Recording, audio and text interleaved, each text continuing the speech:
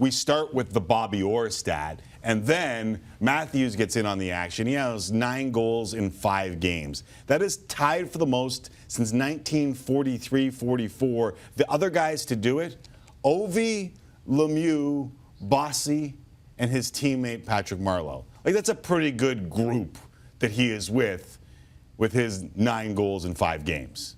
But that's kind of the story with the Leafs right now. You're seeing a stat on social media fly out every night. He's on pace for 148 goals. 148 goals. He probably won't get there. Right. But not since Bossy have we seen a Leaf do this. Right. Not since Lemieux have we seen a Leaf do this. But, Tim, the one name I don't hear a lot brought into that discussion is the one that was brought in the Morgan Riley discussion last night. Bobby Orr? Which is Bobby Orr. Yeah. Bobby Orr is rarely in those statistics because he was so ridiculous. Bobby Orr is the greatest hockey player to ever play. And some of the kids watching are like, all right, he put in some stats. No. It's time to remind him. You want to do this? Let's remind him. This ended hockey in Atlanta the first time. Bobby Orr short-handed from behind his own net. All right? That's him, number 4. Right. And that guy's destroyed. The goalie doesn't know what he's doing. Right. And short-handed goal. Bobby Orr won 3 straight MVPs.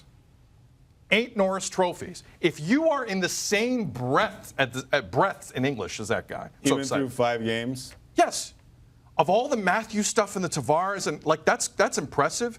That Riley stat that developed last night, I thought was off the charts. That is crazy to me.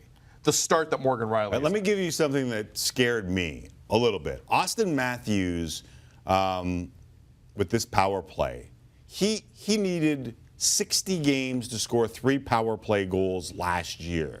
Remember, he had 34 goals in 62 games last year. He's done that in 5 games with this power play unit. If Auston Matthews adds power play goals to what was already 34 goals in 62 games, like if you just take last year, he had 40 in his first year, right? And everyone was like, oh my God, he's got 40 goals.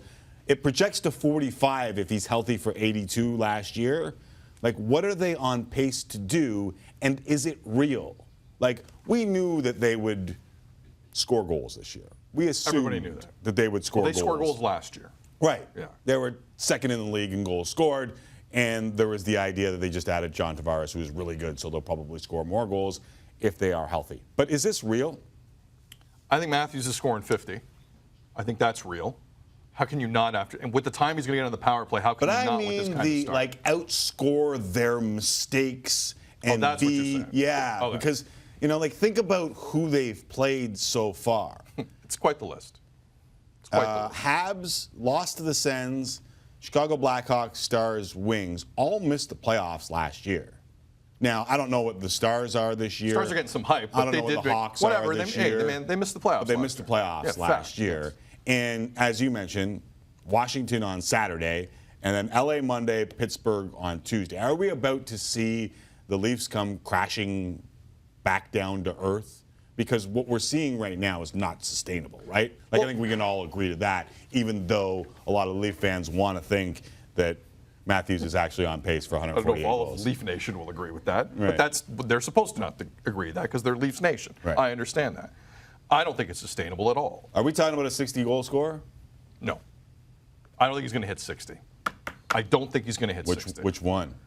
Both. Right. Or they both hit 60 on the same team. It's one or the other. No, I don't. I'm going to roll the dice on this one. We've had like 2 60-goal scorers in the last 20 years. I'm going to say neither guy hit 60. There is some regression here. There is some coming back down to earth. They're going to find some blue lines that don't. When's the last time you saw a Leaf knocked on his ass this season?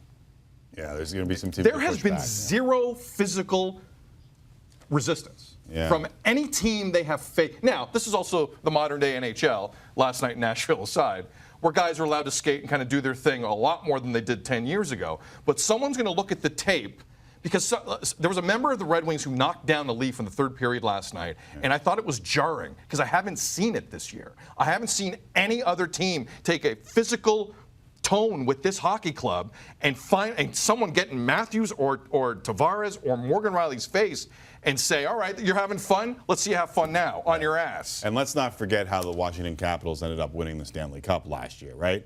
Like they took the truculence to a new level. Shout out your boy Brian Burke. Yeah. Even today, as you mentioned physicality, I thought to myself, where have I heard that? Where have I seen that before? Sportsnet.ca, Luke Fox posts this online. Can Dubas's Maple Leafs change how we think about physicality? All right. Right? Great I know I minds cut think off alike. some of it. Great minds think alike. Let me shrink it a little bit. Can I shrink it a little bit? I'm still cutting it off. There you go. I got you. There you go. Boom goes the dynamite. So I don't know if the NHL, I got a feeling a bunch of teams are going to start to try to do it to the Toronto Maple Leafs.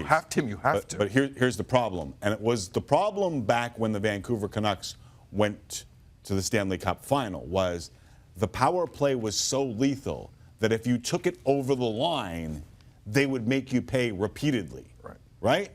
And then when you get to the playoffs, as we saw with this group, The whistle. dans la poche. Allora. Right. We've been saying allora in studio. We've been saying it all day. Thanks, Jules. Appreciate it. No reason whatsoever. Just allora. I think I got the inflection right on it, or I may have failed miserably. Either way, can we continue? Someone's going to try and play that game. Someone's going to do it soon. But the other part of that is we all know, or at least we saw last year, I'll never forget the elbow to Marner's face from the Boston Bruins. I forget which Boston Bruin did it. Could have been any of them. Laid the elbow early, and you're thinking, well, that's an elbowing call, and nothing was there, right? So that's why I wonder this physicality. Someone's going to bring this to them. How do they respond in the postseason? Because in the regular season, I think they'll just make you pay on the power play.